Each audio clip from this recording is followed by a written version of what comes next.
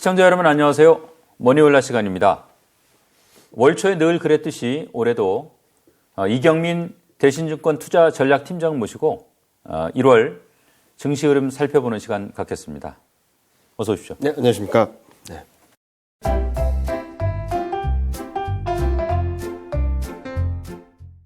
보내주신 보고서 보니까 네. 지금 이제 코스피가 삼중고에 시달리고 있다. 네.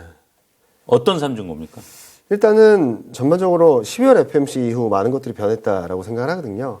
경기에 대한 민감도가 높아지면서 경제지표가 안 좋으면 안 좋을수록 시장이 흔들리고 있고, 여기에다가 경제지표가 좋다라고 한다면 금리 인하에 대한 기대감이 좀 후퇴하고 있습니다. 예. 이 그림에서 좀 자세히 말씀드릴 수 있는데요. 위에 그림 보시는 것처럼 통화정책 FOMC 회의별로 기준금리 예상되는 범위들을 보면은 12월 달에 FOMC 회의가 있었을 때를 보면은 2024년 1월에는 4.15%까지 금리를 내릴 거다라고 기대감이 있었지만 12월 말까지 본다면 4.42까지 올라가고 있거든요. 예. 이 가운데 경제 지표들은 좀 부진했음에도 불구하고 통화 정책에 대한 기대감들이 좀 후퇴하고 있는 그림. 그리고 마지막으로는 1월 달 한국 증시만의 특별한 좀 수급 변수가 있거든요. 예. 12월 달에 들어왔던 프로그램 매수가 매도로 전환되고 쇼커버링 매수가 공매도를 새롭게 구축하는 과정에서 12월 달부터 계속적으로 매도를 했던 외국인 매도까지 가세해 준다면 삼중고로가 정리해보면 경기가 안 좋다, 실적이 안 좋다, 그리고 통화정책에 대한 기대감이 후퇴한다, 그리고 수급적으로 굉장히 불안정한 흐름을 보일 수 있다라는 생각을 하고 있어서 아마 1월 코스피는 이런 세 가지 변수로 인해서 좀 하방 압력을 높여가지 않을까라는 예상을 하고 있습니다. 그렇군요. 이게 간단하게 지난해 결산 네. 좀 하고 갈까요? 지금 한 해 동안 네. 지금 결과가 나왔을 테니까 코스피 코스닥 얼마나 떨어졌습니까? 코스피는 2022년 한 해 동안에 24.89%나 빠졌고요. 예. 하락했고 코스닥 같은 경우는 34% 넘게 하락했습니다. 과거 흐름을 본다 하더라도 이렇게 연간 수익률이 마이너스 20%, 마이너스 30%였던 적은 굉장히 드물게 있었는데요. 그 정도로 2022년은 굉장히 약한 흐름이었다라고 말씀을 드릴 수 있겠죠. 특히 산타랠리도 기대했었고 연말에도 좀 기대감이 있었지만 배당락 이후에 좀 낙폭이 더 커지면서 코스피도 코스닥도 거의 연중 저점 수준에 근접하면서 시장이 마무리했거든요. 전반적으로 2022년은 여러 가지 변수들이 그리고 또 돌발 악재들이 있었지만 굉장히 부진한 약한 흐름을 볼 수밖에 없었던 한 해가 아니었나라는 생각을 하고 있습니다. 최근에 어떻게 보면 증시 변수 중에 네. 제일 눈에 띄는 게 이제 중국의 코로나 정책, 제로 코로나 정책 네. 사실상 포기인 것 같은데 네.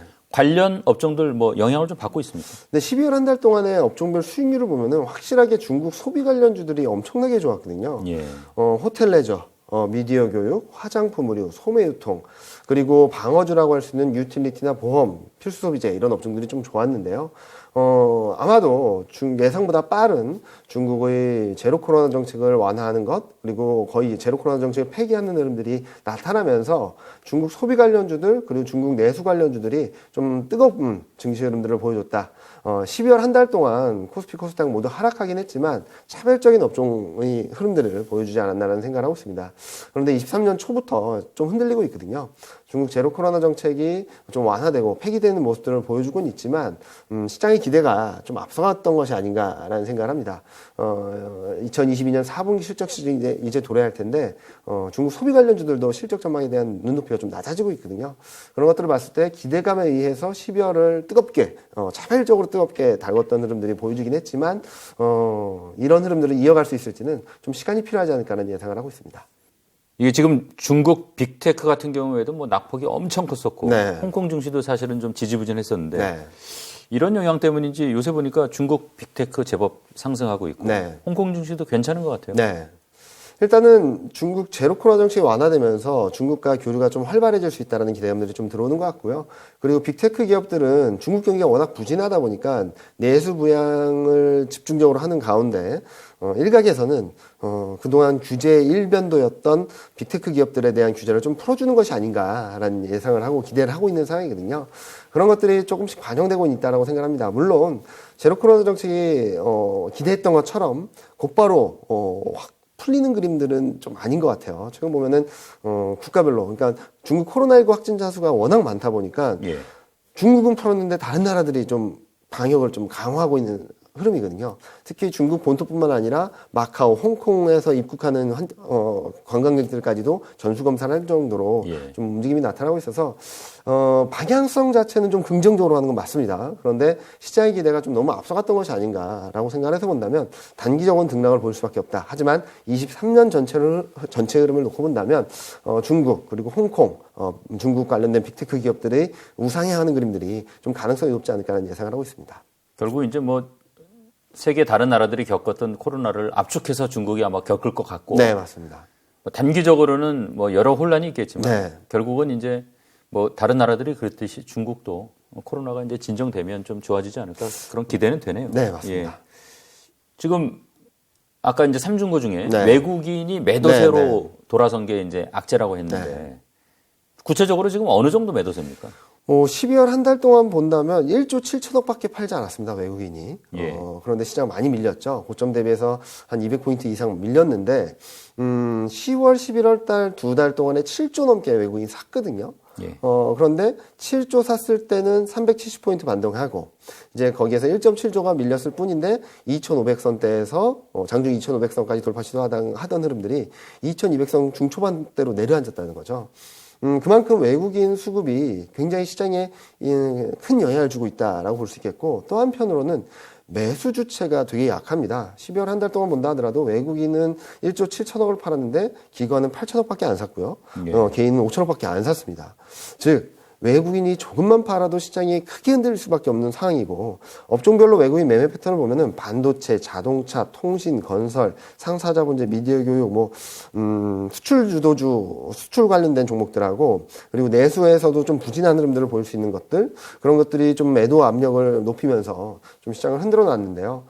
결국적으로 말씀을 드리면은, 외국인 매매 패턴에 시장이 일일비할 수밖에 없는 수급 환경이 펼쳐지고 있다. 특히 매수할 때보다도 작은 매도 물량만으로도 시장이 크게 흔들리는 정도로 매수 주체가 부재하고 코스피 자체적인 수급 동력이 너무나도 약해져 있다라고 말씀드릴 수 있을 것 같습니다.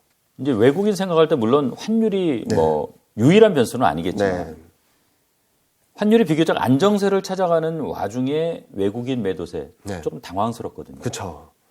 저희도 좀 이 정도로 팔아야 되나라고 생각할 정도로 외국인이 좀 매도가 거센데요. 이 그림을 한번 보시면은 12월 중순부터 12월 말까지 원달러율은 1,300원대에서 1,260원대로 떨어졌습니다. 예. 한 40원까지 떨어졌으면 굉장히 많이 떨어진 거거든요. 근데 그 기간 동안에 외국인은 7천억 넘게 더 팔았습니다. 왜 그랬을까를 고민해서 본다면 환율 변수로 수익이 날 수 있음에도 불구하고 첫 번째 원달러율이 1260원 밑으로 내려간다 아니면 1200원 초반으로 내려간다라는 컨빅션이 좀 약했던 것이 아닌가 하는 생각을 하고 있고요. 두 번째로는 요 밑에 그림 보시는 것처럼 밸류에이션 부담이 여전히 높아요. 그러니까 비싸다는 건가요? 네, 여전히. 결국은, 그러니까 한마디로? 가격 자체는 떨어진 건 맞습니다. 그런데 이익 대비 가격의 레벨을 본다면 2021년 하반기 수준의 그러니까 코스피가 3,000선 이상 있었을 때 레벨에 아직까지 머물러 있거든요. 예. 그렇게 되는 이유는 이익 전망이 너무 빨리 또 떨어지고 있습니다. 3분기 실적 시즌이 마무리되었던 11월, 12월 초반까지만 하더라도 이익 전망이 좀 안정적이었는데 이제 4분기 프리어닝 시즌이라 그래서 이제 12월 중순부터는 다시금 2022년 4분기 실적은 어떨 것 같습니다. 2023년 실적은 어떨 것 같습니다라는 전망 자료를 내거든요. 그러면서 다시금 실적 전망치가 꺾이다 보니까 12개월 선행 EPS라는 지표는 216이 11월 말에 216이었던 게 12월 말에는 210포인트까지 떨어졌고요. 그로 인해서 11월 말에 코스피가 2,470이었다가 11월 말에 코스피가 2,470이었는데 12월 말에는 2,230까지 떨어졌거든요. 약 240포인트가 떨어져서 10% 가까운 하락세를 보였는데 12개월 선행 PER 그러니까 이익 대비 주가가 얼마 정도의 가격 밸류를 갖고 있나를 봤던 지표는 11.4배에서 10.6배밖에 안 떨어졌거든요. 예. 왜냐하면 이익이 너무 많이 떨어졌기 때문이죠. 그래서 외국인이 보는 입장에서는 지수 레벨 자체는 떨어졌지만 이익 대비 주가 비율은 굉장히 높은 수준에 아직까지 머물러 있다는 거죠. 10.6배라고 한다면 코스피가 2,900, 3,000선에 있었던 2021년 하반기에 머물러 있었던 그 밸류에이션 레벨이거든요. 즉 지수는 3,000선대에서 2,230선대로 떨어졌지만 이익이 그보다 더 많이 떨어져서 밸류에이션 부담은 아직까지 높다. 그런 기점들이 나오면서 시장에 대한 외국인이 좀 차익 실현 심리 그러니까 가격 자체는 싸다고 볼 수 있겠지만 이익 대비 밸류에이션 비중이 수준이 높다 보니까 이 정도 벌었으면 충분해. 라는 생각을 하면서 좀 그동안 수익을 냈던 것을, 특히 환율이 떨어지면은 환차익까지 더 커지거든요. 빨리 정리하고 싶었던 그런 욕구가 더 커지지 않았나라는 생각을 하고 있습니다. 1월 되면 뭐 증시에서 이른바 1월 효과. 네. 익숙하게 이제 들었던 많이들 단어인데 얘기를 하시죠. 이게 객관적인 근거가 있는 건지도 좀 궁금하더라고요. 네. 그리고 올 1월에는 그러면 이 효과를 기대해도 될 건지. 일단은 통계적인 의미는 그렇게 크지 않은 것 같습니다. 어떤 구간을 잘라서 보면 특별히 눈에 띄는 변화가 있는 것처럼 보이긴 하는데요. 예. 근데 좀 길게, 좀 통계적 유의성을 갖기 위해서 2000년 이후 또는 2012년 이후를 보면은, 2012년 이후를 본다 하더라도, 1월 달에 코스피가 평균적으로 0.49%, 0.4%밖에 오르지 않았거든요. 예. 다른 계월들과 비교한다 하더라도 중간 이하로 내려가게 됩니다. 평균 수익률이.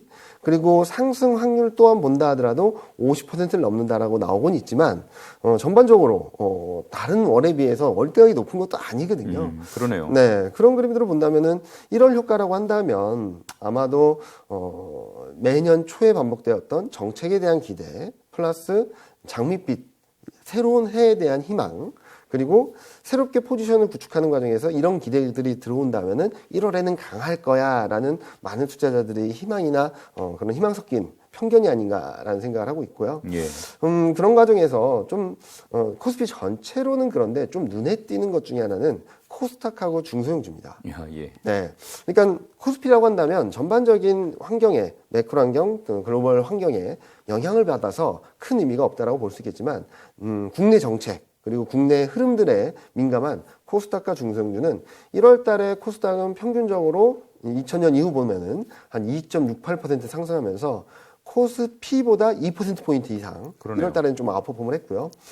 중소형주도 대형주보다는 좀 상대적으로 양호한 모습들을 보여주면서 1월 효과가 시장 전체적인 영향을 주기보다는 코스닥과 중소형주가 상대적으로 좀 좋을 수 있다 정도로 보는 것이 맞지 않을까라는 생각을 하고 있습니다.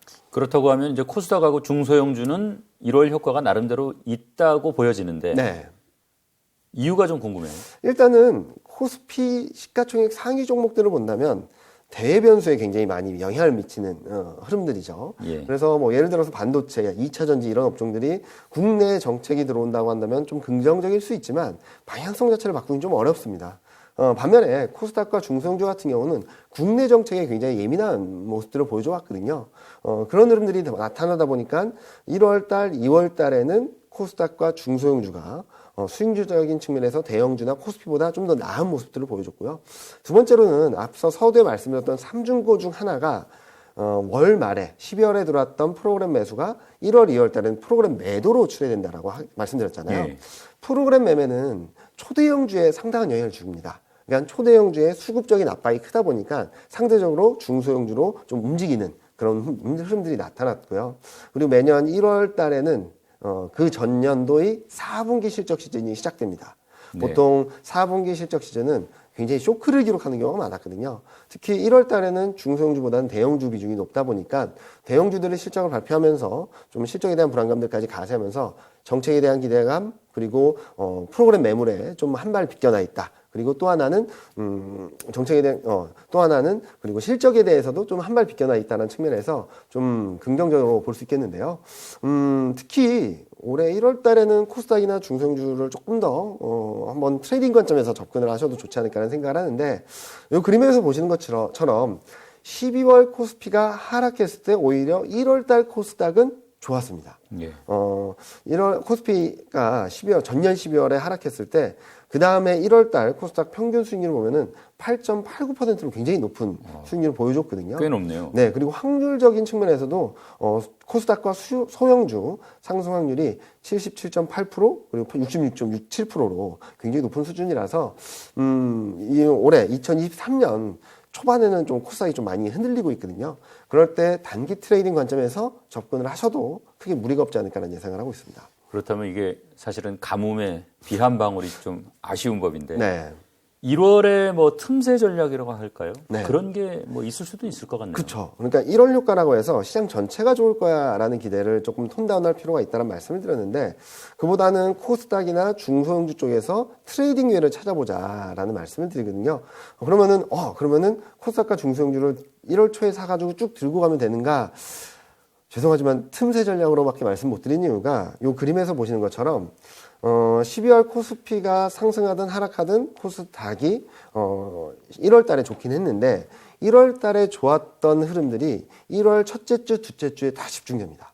그러니까 지금부터 한 열흘 정도, 5일에서 열흘 정도의 흐름이 코스닥으로 트레이딩해서 수익을 낼 수 있는 기회가 된다라는 말씀을 드리고 있거든요. 그래서 1월 중순 정도까지 코스닥과 중소형주 중심으로 트레이딩을 하셔도 괜찮겠다라는 말씀을 드리고 있고, 요 밑에 보시는 표는 뭐냐면은 최근 이익 증가율, 그러니까 23년 영업이익 증가율이 양호하고, 그리고 최근 이익 전망도 좀 안정적이고, 그에 비해서 지수 대비 언더퍼폼, 그러니까 저평가되어 있는 종목들을 좀 리스트업 드렸는데요.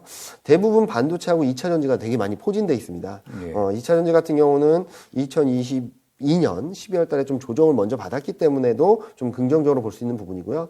또 한편으로는 방위산업, 그러니까 여기 보시는 반도체, 2차전지, 방위산업은 이번에 신정부 2023년 경제정책 방향에서 제시한 신성장 4.0 전략과도 매칭이 되는 업종들이거든요. 그래서 정책에 대한 기대, 그리고 1월 효과, 코스닥과 중소형주에서 나타나는 1월 효과를 접목해서 본다면 지금 보시는 종목들에 대해서 좀 트레이딩 관점에서 짧게 대응하셔도 크게 무리가 없지 않을까라는 예상을 하고 있습니다. 1월 증시는 아마 이 변수가 결정할 거다. 네. 가장 결정적인 변수는 뭐라고 보고 계세요? 경기라고 생각합니다. 특히 12월 FMC를 지나면서 저는 시장의 성격이 완전히 변했다라고 말씀을 드리거든요. 통상적으로 10월, 11월 달에 코스피를 비롯한 글로벌 증시가 반등을 하는 과정을 보면은 이런 말을 많이 했죠. 배드 이즈 굿이다. 경제 지표가 안 나오면 금리 인하 기대가 들어오면서 반등을 이끌고 굿 이즈도 굿이다. 경제 지표가 좋으면 경기가 그렇게 나쁘진 않을 거야 라는 기대를 하면서 반등을 이어갔거든요. 쉽게 말씀드리면 경제 지표가 어떤 결과를 내든 시장은 긍정적으로만 해석하려고 했습니다. 그렇게 했던 이유는 여기 그림 보시는 것처럼 물가와 통화정책과 경기 간의 선순환 고리가 형성되었기 때문이다라고 생각하거든요. 즉 물가가 꺾였다. 통화정책은 완화적으로 갈 거야. 그리고 경기는 그렇게 나쁘진 않을 거야 라는 기대감이 계속적으로 시장을 반등을 이끌었다라고 보시면 될 것 같죠. 그런데 저도 10월 달에 코스피가 좀 많이 레벨이 다운돼서 그때 나와서 말씀드렸던 것도 2300선, 2380선까지는 반등을 할 수 있다라고 했는데 2500까지 갔잖아요. 근데 저는 이게 계속적으로 오버슈팅이라고 말씀드렸었거든요. 그렇게 봤던 이유는 저희가 예상했던 것보다 통화정책에 대한 기대감이 너무 세게 들어온 거죠. 저희는 미국 중앙은행이 금리 인상 속도 조절을 얘기를 하면 금리 동결 또는 소폭 금리 인하 정도를 기대할 수 있다고 봤는데 12월 FMC 직전까지 12월 FMC 때까지 얼마나 금리 인하 기대감이 들어왔었냐면 23년 하반기부터 24년 1월까지 70bp 금리 인하할 수 있다는 얘기가 전망이 들어왔거든요. 3번 금리 인하할 수 있다. 그러니까 9월, 12월, 24년 3월 달 3번 금리 인하할 수 있다는 기대감이 들어와서 연준은 23년 하반기에 금리 인하 없다 했는데도 시장은 여기까지 간 거죠. 그래서 12월 FMC를 기점으로는 경기 변수가 수면 위로 부상하고 반면에 금리 인하에 대한 기대감은 최고치까지 도달하다 보니까 경기가 안 좋으면 안 좋은 대로, 경기가 좋으면 좋은 대로 시장에는 좀 부정적인 영향을 줄 수밖에 없다고 생각합니다. 쉽게 말씀드리면 아까 bad is good, good is good이라고 말씀드렸는데 12월 중순부터는 bad is bad, good is bad로 전환됐다는 거죠. 완전 거꾸로 된 거죠. 거꾸로 된 거죠. 그러니까 금리 인하 기대가 너무 세게 들어오다 보니까 더 금리 인하 기대를 하기 어려운 상황에서 경제 지표가 안 좋으면 경기가 나빠진다. 경기 침체로 가는 거 아니야? 라는 걱정을 하고요. 경제 지표가 좋으면 과도했던 금리 인하에 대한 기대가 후퇴하면서 시장에는 변동성을 야기할 수 있다고 보고 있습니다. 그래서 여기 그림 오른쪽에서 보시는 것처럼 물가가 높아도 낮아도 통화정책이 매파적으로 가도 완화적으로 가도 경기 변수가 계속적으로 중심에 서면서 시장을 흔들어 놓을 수밖에 없다라고 생각하고 있고요. 그래서 12월 중순부터 그리고 1월, 2월 정도까지는 위험자산 약세, 안전자산 강세가 좀 더 뚜렷하게 나타나지 않을까라는 말씀을 드리고 있습니다. 이 양들의 코스톨라니가 펀더멘털하고 주가를 네. 주인하고 개로 비교했죠. 비교해서 이제 네. 산책을 다니면 왔다 갔다 개가 이제 앞으로 갔다 뒤로 갔다 한다고 그랬는데 이게 늘 보면은 이제 펀더멘털하고 주가라는 게 사실 괴리가 있잖아요. 네. 지금 주인하고 개의 위치는 어떻게 되어 있어요? 아직까지 많이 벌어져 있죠. 그러니까 펀더멘탈과 주식시장의 거리를 얼마냐라고 딱 정확하게 측정하기 굉장히 어렵습니다. 특히 경기랑의 거리가 어느 정도냐에 대해서는 여러 가지 논란이 있거든요. 그런데 쉽게 볼 수 있는 것 중에 하나는 실적으로 가지고 볼 수 있는 것은 밸류에이션입니다. 예. 주가 레벨은 낮다 하더라도 주가 레벨이 떨어져 있다 하더라도 펀더멘탈 실적과의 괴리가 크면은 밸류에이션이 부담스러운 거죠. 앞서서도 말씀드렸던 것처럼 외국인이 차익 실현을 하려는 것도 지수 레벨은 많이 떨어졌는데 PER이라는 밸류에이션 지표가 10.6배, 10배 후반대까지 머물러 있다 보니까 가격적인 측면에서는 싸다 하더라도 가치적인 측면에선 이익 대비 주가 레벨에 대해서는 굉장히 부담스럽다라고 보는 거죠. 그래서 저희는 12월부터 강아지와 주인 간이 굉장히 과도했던 거리가 좀 좁혀지기 시작했는데 왜냐면 이게 11.6배, 7배까지 갔으니까요. 예. 이게 11.6배, 7배였던 게 10.6배 수준까지 좀 좁혀지긴 했는데 아직까지 거리가 멀다라고 보고 있는 거죠.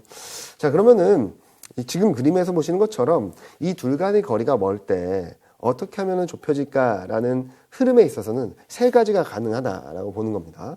가장 좋은 케이스는 펀더멘탈이라고 하는 주인이 이제 주가, 강아지한테 강하는 거죠. 경기 전망이나 이익 전망이 빠르게 올라오면서 강아지는 그 자리에 머물러 있다 하더라도 주인이 강아지한테 다가가면서 거리가 좁혀지는 경우가 가장 좋은 케이스라고 생각합니다. 근데 이 확률은 굉장히 낮다라고 보고 있고요.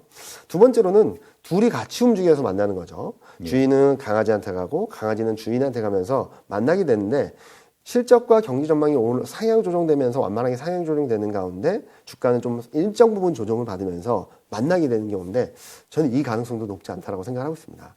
최근 흐름을 보면은 이익 전망도 계속적으로 떨어지고 있고요. 경제 전망도 계속적으로 하향 조정되고 있어서 좀 가격 조정이 불가피하지 않나라는 생각을 하고 있는데 가격 조정이 얼만큼 됐냐? 앞서 말씀드렸죠.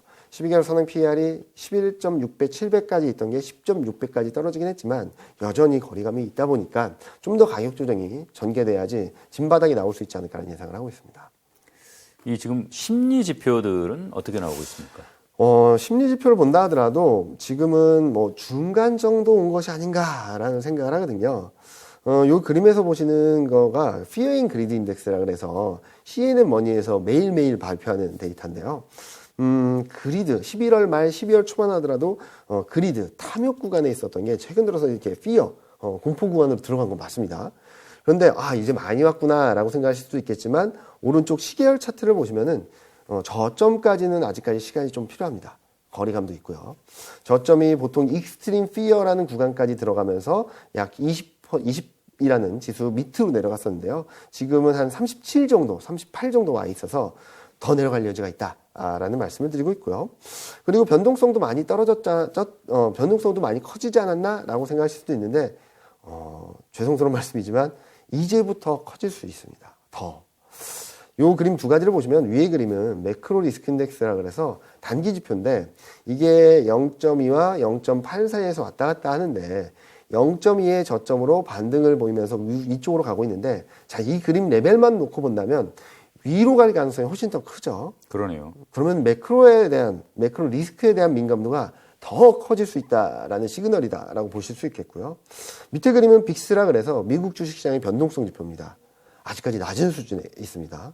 올라갈 여지가 훨씬 더 크다라고 봅니다. 즉 리스크, 매크로 전반적인 환경에 대해서 리스크에 대한 민감도가 커지고 그로 인해서 변동성이 더 커질 가능성이 있기 때문에 저희는 1월, 2월 정도까지는 지금 코스피가 2200선대까지 내려왔다라고는 하지만 좀 더 레벨 다운될 가능성이 열어놓고 좀 경계하고 조심해야 될 때다. 아직까지는 그렇게 말씀드리고 있습니다. 이게 사실 1월 코스피 출발이 참 녹록치 않아 보이는데 그쵸. 시작이 어려우면 나중이 쉽다. 네. 이런 말이 있습니다. 올해 한 해가 그랬으면 좀 좋겠어요. 그렇게 될 가능성이 높다라고 생각하고 있습니다. 지금 보면은 일단은 연초에 좀 시장이 흔들릴 때, 시장이 불안할 때 눈높이는 미리 많이 낮아지고 오히려 1분기를 지나고 2분기를 지나면서 낮아졌던 눈높이보단 조금씩 좋은 결과들이 나올 수 있거든요. 반대로 21년 1월 달에는 너무나도 뜨거웠죠. 근데 말은 별로 분위기가 안 좋았죠. 연초 분위기가 나쁘다고 해서 연말까지 나쁜 그림은 아닐 거라고 생각합니다. 오히려 눈높이를 낮춰놓은 만큼 좋은 그림들이 조금씩 나올 수 있다고 보고 있으니까 1월, 2월 시장이 많이 어려울 수 있는데 그 어려운 흐름들을 잘 버티시고 견디시고 오히려 위기를 기회로 활용하신다면 저는 23년에는 충분히 높은 수익을 거두실 수 있지 않을까라는 예상을 하고 있습니다. 기대를 해보겠습니다. 네.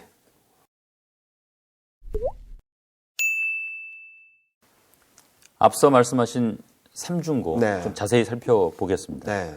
작년에 정말 금리를 급하게 많이 올렸어요. 엄청나게 그렇죠. 이제 시장에 좀 반영될 때가 된 것 같은데 어떻습니까? 통상적으로 금리 인상을 한다고 해서 경제가 바로 영향을 미치는 게 아니라 통상적으로는 6개월에서 1년 정도, 길게는 3년까지도 시차를 두고 반영이 되게 되거든요. 그런데 최근 2022년에 금리 인상의 속도가 워낙 빨랐기 때문에 저희는 22년 4분기부터 23년 1분기까지 금리 인상의 충격 파장이 좀 강하게 들어올 수 있다라는 말씀을 드리고 있습니다. 이미 밑에 그림 보시면은 경기선행지수 기준으로 본다면 주요국들이 전부 다 수축 국면으로 들어갔습니다.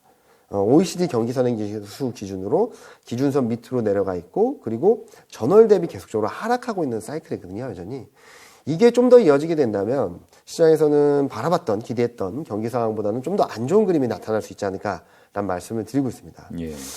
이미 경제 성장률 전망치 많이 낮아져 있습니다. 그림에서 보신 바와 같이 23년 올해 글로벌 주요국들의 GDP 성장률 전망을 보면 미국은 0.3까지 떨어져 있고요. 유로존은 이미 마이너스 0.1, 영국은 마이너스 1, 독일은 마이너스 0.6, 그리고 이탈리아도 이제 마이너스 반전을 앞두고 있고 홍콩이나 중국은 23년에 좀 더 좋은 그림을 보여주고 있지만 글로벌 전반적인 환경들이 22년보다 23년이 더 안 좋아지는 매크로 환경들을 예고를 하고 있습니다. 예. 그러면은 많은 분들이 물어보시는 것 중에 하나가 물가가 낮아졌으면 좋은 거 아니냐. 일단은 물가가 낮아짐으로 인해서 소비가 조금 더 나아질 여지는 높아진다라고 생각합니다. 그런데 지금 물가가 너무나도 높았던 수준에서 떨어지는 과정을 보면은 물가 하락이 오히려 경기가 안 좋아지고 있다는 시그널일 수 있다라고 생각을 하거든요. 이 그림을 보시면은 왼쪽은 전년 대비 변화율입니다. 항목별로. 오른쪽은 전월 대비 변화율입니다. 예. 전년 대비 변화를 보시면은 12월보다 11월이 툭 떨어진 게 에너지, 의류, 신차, 중고차는 마이너스 반전했고요. 예. 의류 서비스, 교통 서비스. 그리고 전월 대비 변화를 본다 하더라도 에너지하고 중고차는 마이너스 반전을 했고 의료 서비스, 교통 서비스도 마이너스입니다. 의류는 반등을 했다고는 하지만 큰 폭의 반등은 아니죠. 자, 이 항목들을 잘 눈여겨보시면은 내 삶이나 내 생활이 힘들어지면은 줄이는 항목들이에요. 예. 차를 바꾸는 걸 주저할 것이고 옷 사는 걸 좀 줄일 수 있고 병원 가는 걸 좀 줄이겠죠. 그런 것들이 물가 하락에 녹아들어 있다라고 본다면 단기적으로는 워낙 높았던 물가가 떨어졌다는 측면에서 환호할 수 있겠지만 오히려 경기가 점점 더 안 좋아지고 있다라는 시그널로 보여주고 있다라고 생각을 하시면 될 것 같습니다. 실제로 미국 실물 지표들을 보면은 그런 흐름들이 좀 더 뚜렷한데요. 10월 달에 소매 판매가 잘 나오긴 했지만 11월 달에는 굉장히 안 나왔고요. 그리고 전년 대비 변화를 보면은 툭툭툭 떨어지는 모습들을 보여주고 있습니다. 산업 생산은 이미 2개월 연속 전월 대비 마이너스 성장률을 보여주고 있고 전년 대비로도 2%대로 떨어지고 있고 설비 가동률도 계속적으로 떨어지고 있거든요. 자, 이게 무슨 말이냐면 전반적인 경기 활력이 약해지는 가운데 제조업이 더 나빠지고 있다, 더 안 좋아지고 있다라는 그림이고 이 그림을 보시면 소매 판매는 그래도 괜찮네 라고 말씀하실 수도 있겠지만 여기에는 일정 부분 물가 변수가 녹아들어 있습니다. 물가가 높기 때문에 금액으로 나타나는 경제 지표들이 실제보다 좋게 나오는 그림들이 나왔었거든요. 예. 그래 거꾸로 물가가 떨어진다라고 하면은 물가로 인해서 높아 보였던 경제 지표들이 이제 툭툭툭 떨어질 수 있다는 측면에서 조금 더 조심해야 되는 구간으로 들어가고 있다라는 말씀을 드리고 있죠. 전반적으로 지금까지 괜찮았다라고는 말할 수 있겠지만 앞으로도 좋을 거다, 앞으로도 괜찮을 거다, 앞으로 더 좋아질 거다라고 말씀드리기 굉장히 어려운 매크로 환경, 투자 환경이 만들어지고 있는 것이 아닌가라는 말씀을 드리고 있습니다. 지금 이제 제조업이 특히 좀 네. 걱정된다고 말씀하셨는데 우리가 이제 미국 경기 판단할 때 ISM 제조업 지수 네. 좀 우리가 눈여겨보는 지표인데 네. 어떻게 나타나고 있어요? 이제? ISM 제조업 지수는 이제 처음으로 이 11월 달에 처음으로 50 밑으로 수축 국면으로 들어갔어요. 무슨 말이냐면 지금까지는 확장 국면에서 점점점 둔화되는 그림이었다면 이제부터는 진짜로 안 좋아지는 그림을 보여줄 수 있다. 그 시작점에 있다라고 볼 수 있거든요. 전반적인 흐름을 보면은 병목 현상이라고 하는 물류가 제대로 안 도는 것들은 좀 완화되고 있습니다. 운송 시간이나 이런 것들은 많이 떨어지고 있는데 문제가 될 수 있는 부분은 생산, 신규 주문, 수입이 50m로 내려가면서 더 빨리 떨어지고 있다는 것이거든요. 이렇게 본다면 지금 현재 시점에서 제조업 경기가 바닥이냐 아니면 앞으로 좋아질 거냐 라는 판단을 하기에는 한 최소한 두세 달 정도는 좀 더 확인하고 대응해야 된다. 두세 달 정도는 좀 더 밑으로 내려갈 여지가 있다라는 말씀을 드리고 있습니다. 이게 ISM 제조업 지수의 예측력이 상당히 좀 좋은 지표다. 네, 맞습니다. 그래서 더 걱정이 되는데 네. 사실 최근에 우리가 이제 수출이 3개월 연속 거꾸로 네. 갔어요. 네. 우리처럼 이제 수출 의존도가 높은 경제 구조에서 참 우려되는 상황으로 보이는데 네. 어떻게 보고 계십니까? 어떻게 보면은 글로벌 실물 경제 지표 중에 한국 수출 데이터가 가장 빨리 발표됩니다. 그 다음 달 첫 번째 거래일에 발표가 되죠. 그래서 한국 수출을 통해서 어느 정도 글로벌 경기를 좀 가늠할 수도 있다라고 얘기를 했는데요. 뭐 그런 것들이 좀 녹아들어 있다라고 생각합니다. 위의 그림은 뭐냐면은 지역별 수출 증가율입니다. 전년 대비. 전체적으로는 3개월 연속 마이너스를 보였는데 최근 수출이 굉장히 안 좋은 그림의 중심에는 중국이 있습니다. 한국의 대중국 수출이 올해 하반기부터 계속 마이너스였고 마이너스 폭을 키워가고 있거든요. 그리고 밑에 그림은 품목별로 전년 대비 수출 증가율인데 품목별로 보면 가장 큰 영향을 줬던 게 반도체입니다. 예. 반도체가 계속적으로 하반기 내내 마이너스 폭을 확대해 나가고 있다라고 봐주시면 될 것 같은데요. 수출도 이제 막 3개월째 마이너스를 보인 것입니다. 이제 바닥인 거 아니냐라고 말씀드리기 좀 섣부른 시점이 아닌가라는 생각을 하는데요. 과거 흐름을 보면은 플러스 반전하는데 짧게는 10개월 정도가 걸렸고요. 전년 대비 변화율이 바닥을 확인하는 데까지도 마이너스 반전 이후 6개월 정도가 걸려서 이 또한 한 1, 2, 3월 정도까지는 좀 더 확인해야 된다라는 말씀을 드리고 바닥을 논하기 좀 어렵다라고 말씀드린 것은 12월 수출 증가율이 11월보다는 마이너스 폭이 좀 줄긴 했지만 여기 보시는 것처럼 중국과 반도체 쪽에서 아직까지 드라마틱한 반전을 보여주지 않았다는 측면을 본다면 바닥을 논하기는 좀 쉽지 않다. 좀 더 확인하고 대응하자라는 말씀을 드리고 싶습니다. 지금 이제 중국 얘기 쭉 하셨는데 네. 이 제로 코로나 정책 포기라는 게 네. 물론 단기적으로 좀 혼란이 있겠지만 네. 뭐 중장기적으로는 우리한테는 좀 그래도 청신호 아닌가 싶은데 어때요? 맞습니다. 방역 조치가 완화되고 폐기됐다라고 해서 곧바로 경기가 좋아지기는 어렵다. 이제부터 막 좋아지기 시작하는데 시장에서는 긍정적인 기대감들을 너무 많이 반영한 것이 아닌가. 그래서 현실은 조금씩 천천히 좋아지는데 증시는 이렇게 올라갔다는 거죠. 그래서 좋은 방향성을 간다 하더라도 주가는 좀 변동성을 키울 수 있다라는 말씀을 드리고 있고요. 11월 실물 지표를 본다 하더라도 굉장히 안 좋았습니다. 중국 소매 판매는 마이너스 5.9였고요. 산업 생산은 2%대. 아마 12월 실물 지표 그리고 1월 실물 지표까지는 좀 불안한 흐름을 볼 수 있거든요. 이렇게 본다면 2023년에 중국 경기가 좀 좋아질 거로 보고는 있지만 지금은 기대감과 현실 간의 괴리를 다시 한번 좁히는 그런 시간이 필요하지 않을까라는 예상을 하고 있습니다. 이 뭐 주가라는 게 늘 시장을 선반영하긴 하지만 네, 워낙 지금 오랫동안 지금 고생을 하고 있어가지고 그렇죠. 조금만 뭐 좀 좋은 소재가 있으면 네. 민감하게 좀 반응을 하는 것 같아요. 네, 이 이제 대표적인 뭐 후행 지표라고 하죠. 네. 노동 시장 상황. 미국 노동 시장 상황은 좀 어떻습니까? 지금까지 견조하다, 괜찮다라고 말씀드릴 수 있는데 앞으로도 이런 흐름을 이어갈 수 있을지에 대해서는 좀 위험 요인이 커지고 있다라는 평가를 하고 있습니다. 실업률은 지금 그림에서 보시는 것처럼 3.7 수준에서 등락을 반복하고 있고요. 비농업 신규 고용도 20만 명 수준에서 등락을 반복하고 있습니다. 예. 그런데 밑에 그림 보시는 것처럼 기업에서 사람을 뽑으려고 하는 건수는 확 꺾여버렸고요. 대규모 감원도 11월 한 달 동안에만 4만 명 이상 증가하면서 감원도 늘어나고 있는 그림들을 보여주고 있죠. 예. 그래서 지금까지 괜찮았다라는 그림은 맞지만 앞으로도 유지될 수 있다라는 것들에 대해서는 신뢰하기 좀 어려워지는 그림들이 나타나고 있다는 말씀을 드리고 있고 또 하나는 비농업 신규 고용은 기업을 통해서 서베이를 하는 겁니다. 기업에다가 몇 명 고용했습니까? 이렇게 물어봐서 서베이를 하는 건데 또 하나 세부 항목 중에 하나는 가게 서베이가 있거든요. 가게, 집집마다 고용을 하고 있습니까? 취업했습니까? 물어보는 데이터가 있는데 이 둘 간의 격차가 굉장히 심해지고 있어요. 코로나19 나타난 뚜렷한 현상이기도 한데 가계 서베이는 2달 연속 줄었습니다. 집집마다 서베이를 돌렸을 때는 저 고용하지 취업하지 못했어요라는 비율이 많아지고 있다는 거거든요.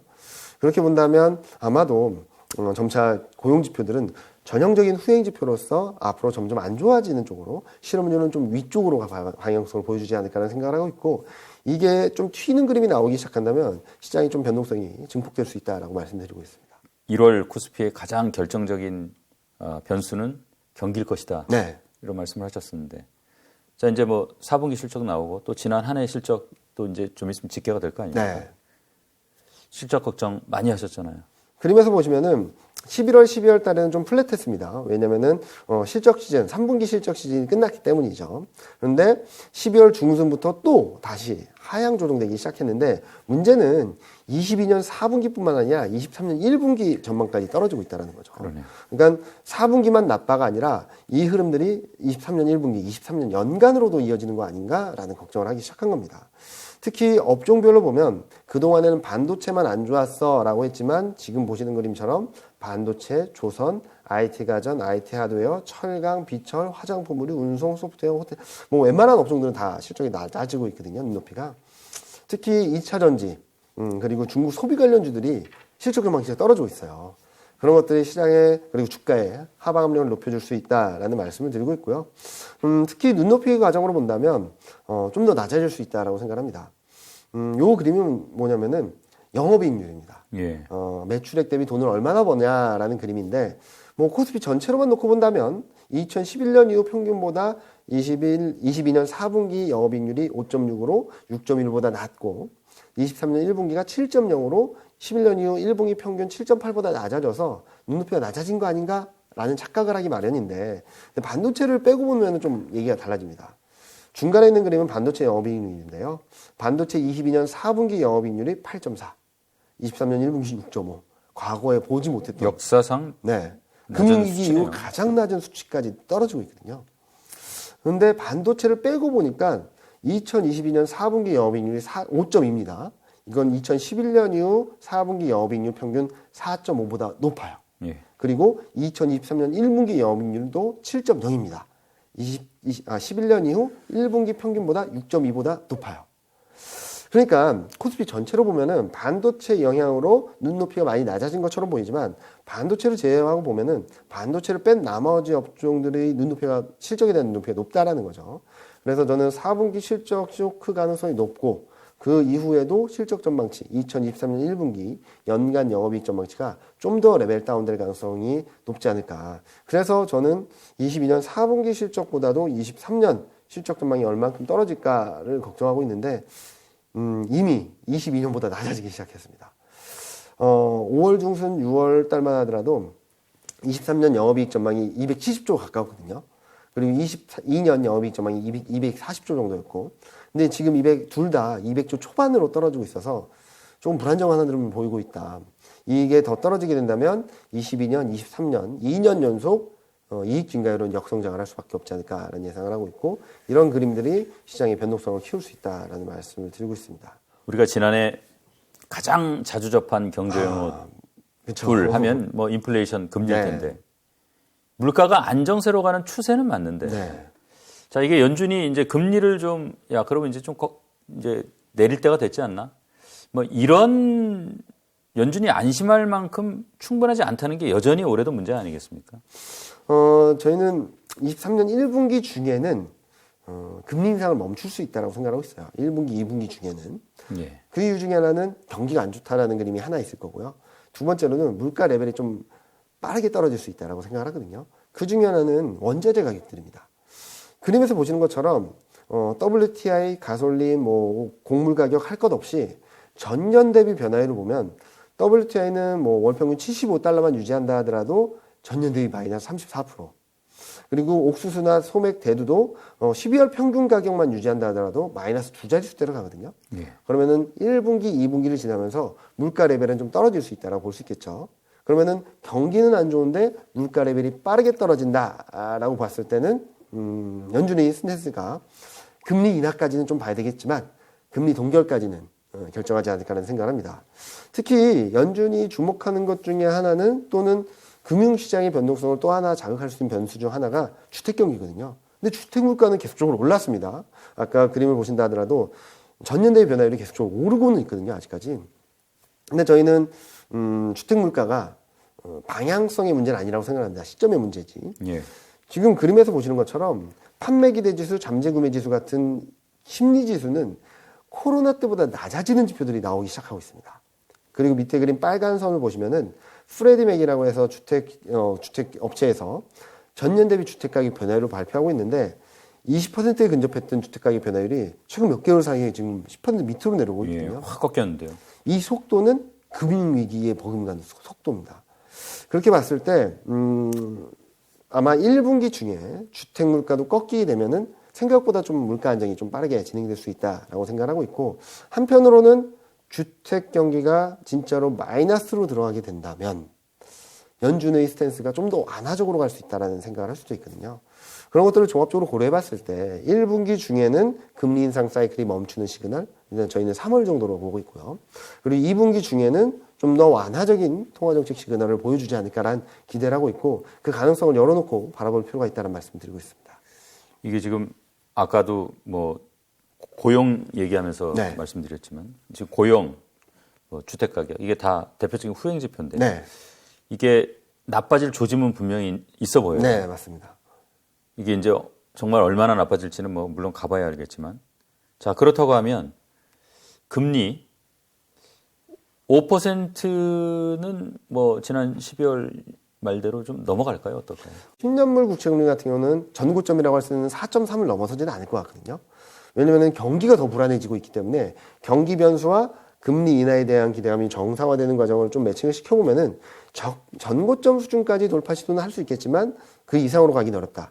따라서 장기 채권 같은 경우는 1월, 2월 달에 반등을 하게 된다면 좀 담아놓으셔도 괜찮지 않을까, 수익이 날 수 있지 않을까라는 예상을 하고 있고요. 2년물 같은 경우는 좀 봐야 될 것 같습니다. 진짜로 5% 이상으로 금리 인상을 할 것인가를 가늠하는 과정에서 지난번 고점이 4.6, 4.8 정도였는데 그를 넘어서 5% 돌파 시도도 가능하다고 보고 있거든요. 따라서 채권 금리 흐름들은 1월, 2월 달에 좀 반등을 할 수 있다. 그런데 장기채는 비중을 확대할 기회이긴 한데 단기채는 좀 더 연준의 스탠스를 확인하고 대응하자라는 말씀을 드리고 싶습니다. 어떻게 보면 매수 주체가 이제 실종된 시장에서 맞습니다. 특히 지난해 하반기 우리 주가가 이제 외국인 동향에 따라서 뭐 결정됐다고 해도 네. 과언이 아닐 것 같은데, 이런 상황이 뭐 올해도 반복될까요? 올해도 좀 심해질 수 있다고 생각하고 있어요. 왜냐면 지금 거래 대금이 4조밖에 안 되거든요. 예. 4조 원대밖에 안 돼서 코로나19 이전 수준으로 돌아갔습니다. 거기다 1월 달에는 외국인 매매뿐만 아니라 12월 달에 좋았던 수급 환경들이 완전히 반대 현상이 벌어지게 됩니다. 그림을 보시면은 위에 그림이 대차 잔고 금액입니다. 보시면은 연말에는 급락했다가 연초에는 급등하는 모습을 계속 반복하고 있어요. 2022년 11월 중순 이후 12월 말까지, 그러니까 연말까지 대차 잔고 금액이 13조가 줄었습니다. 왜냐하면 배당락 때까지 대차 잔고를 갖고 있으면 배당 받은 것만큼 비용으로 내야 되거든요. 그거를 피하기 위해서 대차 잔고를 확 줄여버리는 경우가 있는데, 근데 연초에는 이게 다시 다 쌓입니다. 그리고 두 번째로는 금융투자 쪽에서의 배당 차익거래인데요. 여기 그림 보시면은 12월 달에는 2010년 이후 12월 달에는 100% 확률 한 번도 빼지 않고 프로그램 매수가 들어왔습니다. 금융투자 중심으로. 근데 이 들어왔던 게 1월, 2월 달에 매물로 나오고 있거든요. 이번에도 비슷합니다. 지금 12월 초부터 배당락 전까지 금융투자 매수가 3조 3천억 들어왔거든요. 예. 아마 1월, 2월, 특히 1월 달에 이 물량이 시장이 출회되면서 대형주 수급에 좀 부정적인 영향을 줄 수 있다라고 말씀을 드리고 있고요. 이렇게 말씀드리면 많은 분들이 12월 달에 쇼커버링 매수 들어왔고 프로그램 매수 들어왔는데 왜 별 영향이 없다 그러다 1월 달에는 왜 이 반대 영향이 더 크다고 하느냐. 그 중심엔 다시 외국인이 있습니다. 네. 외국인이 12월 달 내내 팔다 보니까 쇼커버링 매수, 프로그램 매수의 영향력이 확 반감되었고요. 반대로 외국인 매도가 지속되는 상황에서 공매도가 많아지고 프로그램 매물이 나오게 되면 시장의 충격 강도는 훨씬 더 커지겠죠. 마이너스니까. 자, 그러면 외국인은 팔 것인가라는 부분들에 대해서는 일단 긴 호흡에 있어서 외국인은 매집을 하고 있는 것 같아요. 많이 떨어지면 사고 좀 오르면 정리하고 많이 떨어지면 사고 오르면 정리하는 모습들을 보여주고 있는 것 같은데 지금 문제는 이 그림에서 보시는 것처럼 밸류에이션 부담이 커요. 위의 그림 뭐냐면은 한국 12개월 선행 PR과 선진국 PR을 비교해 준 겁니다. 그 그림이 2012년 하반기 이후 가장 높은 수준까지 왔습니다. 즉 선진국보다 밸류에이션 부담이 굉장히 높다라는 거고요. 파란 선은 이익에 대한 상대 강도입니다. 예. 이익은 한국이 엄청나게 약해지고 있다는 거죠. 그래서 이익은 더 나빠지는데 밸류에이션 부담은 여전히 높다라고 하면 외국인 입장에서 좀 차익 실현하려는 심리가 커질 수 있고 밑에 그림 뭐냐면은 빨간색이 원화 약세 강도인데요. 이게 올라가면은 달러보다도 원화가 더 약하다. 그러니까 달러 인덱스가 1% 오를 때 원달러율은 1.5, 2% 오르면서 더 많이 오르는. 그러니까 원화가 더 약해지면서 외국인은 입장에서는 좀 부담스러운 수급엔 부정적인 거고요. 밑으로 내려가는 그림은 달러보다 원화가 강하다. 외국인 수급은 긍정적이죠. 그래서 10월, 11월 달에는 이 원화 약세 강도가 떨어지면서 외국인이 7조를 산 겁니다. 근데 지금 보시면은 더 떨어질 수 있을까에 대한 고민이 필요한 거죠. 12월 달 들어서면서부터 2021년 이후 저점권에 도달했어요.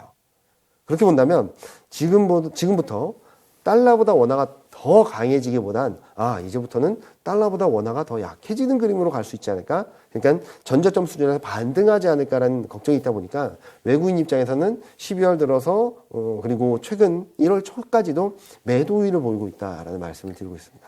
결국 이제 외국인 같은 경우에는 원화 강세의 베팅을 이제 하기 어려운 네, 맞습니다. 네. 상황이어서 결국은 그 불확실성이 이제 외국인 매도에도 영향을 미쳤다. 이제 이런 말씀이신데 달러와 앞으로 올해 어떤 모습 보일 걸로 예상하세요? 달러 인덱스는 104포인트를 전후로 해서 1월, 2월 중에는 114를 넘어서려는 흐름들이 한번 나올 수 있다고 보고 있고요. 그리고 원달러 환율은 여기다가 중국 경기 회복에 대한 기대감들이 들어왔거든요. 즉 안전자산 선호 심리 그리고 미국 금리 인하에 대한 기대 후퇴 여기에다가 중국 경기에 대한 기대가 조금 약해지게 된다면 원달러 환율도 1260원, 50원대에서 좀 반등을 하면서 1300원 중후반까지 좀 한 번 더 레벨이 올라갈 수 있다고 보고 있어서 이런 흐름들을 종합적으로 생각을 해본다면 외국인 수급이 좀 더 안 좋아지면서 시장의 하방 압력을 높여줄 수 있지 않을까라는 예상을 하고 있습니다. 이거 뭐 투자는 계속돼야 되니까요. 네. 우리 1분기 어떤 투자 전략 필요할까요? 일단은 이 표에서 그림에서 요약드린 것처럼 1분기 초중반까지는 계속적으로 방어주를 말씀을 드리고 있습니다. 그리고 내수 소비주로서 뭐 음식료나 통신을 말씀드리는데 여기 보여드리는 그림 그리고 업종 전략은 포트폴리오 투자예요. 그러니까 덜 하락한다라는 측면에서 대응을 할 수 있는 여지가 있다라는 말씀을 드리고 있고요.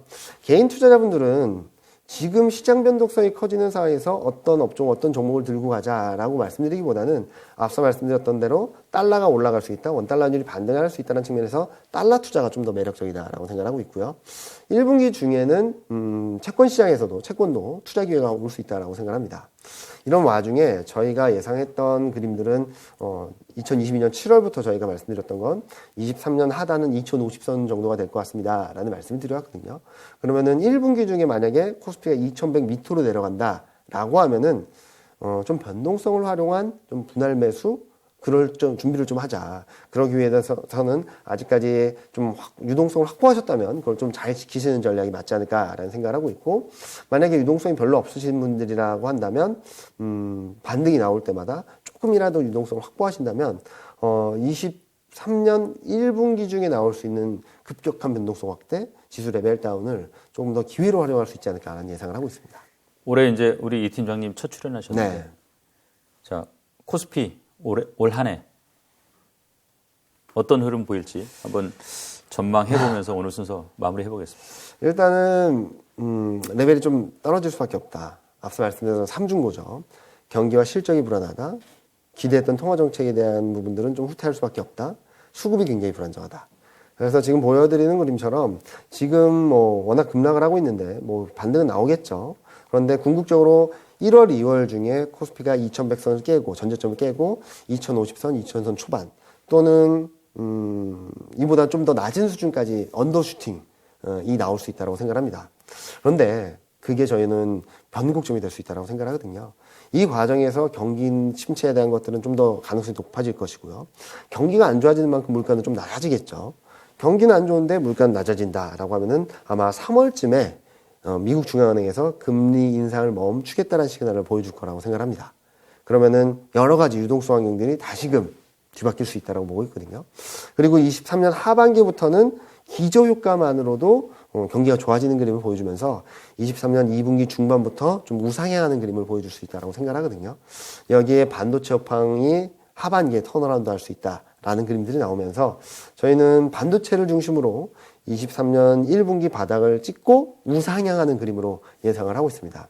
따라서 저희가 2022년 내내 시장을 좀 베어리 시작이 봤고 최근까지도 리스크 관리를 하자라고 말씀드렸던 이유는 23년 1, 2월 중에 나올 수 있는 바닥에서 좀 갖고 있는 유동성들을 조금 저점 매수하는 데 활용한다면 23년 중에 충분한 수익을 거둘 수 있고 좀 마이너스가 컸던 분들도 수익을 조금 손실을 좀 회복할 수 있는, 충분히 회복할 수 있는 여지가 만들어지고 있어서 그런 그림들을 생각을 하고 있어서 1분기 중에 변동성이 커질 수 있지만 이를 좀 적극적으로 활용하자라는 말씀을 드리고 있습니다. 다만 언더슈팅이라고 하죠. 코로나 때도 코스피가 1500을 깼다가 바로 1700으로 회복했거든요. 이처럼 며칠 안 되는 사이에 급격한 하락세가 나올 수 있기 때문에 언더슈팅까지도 조금 더 활용할 수 있는 분할 매수 전략이 조금 더 매력적이지 않을까라는 생각을 하고 있습니다. 그러니까 유종의 미를 거두는 한 해가 됐으면 좋겠습니다. 네, 그렇게 됐으면 좋겠습니다. 고맙습니다. 네, 감사합니다.